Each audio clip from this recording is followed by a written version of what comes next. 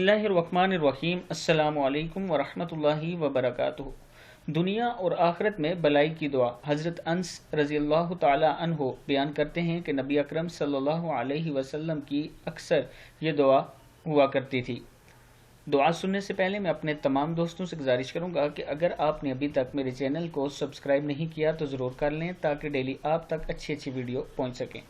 तो स्टार्ट करते हैं। बिस्मिल्लाहिर्रहमानिर्रहीम। रब्बना आतिना फिद दुनिया हसनतन व फिल आखिरति हसनतन व क़िना अज़ाबन नार। फिर सुन लें। रब्बना आतिना फिद दुनिया हसनतन व फिल आखिरति हसनतन व क़िना अज़ाबन नार। ऐ हमारे रब, हमें दुनिया में नेकी दे और आखिरत में भलाई अता फरमा और अज़ाब जहन्नम से निजात दे।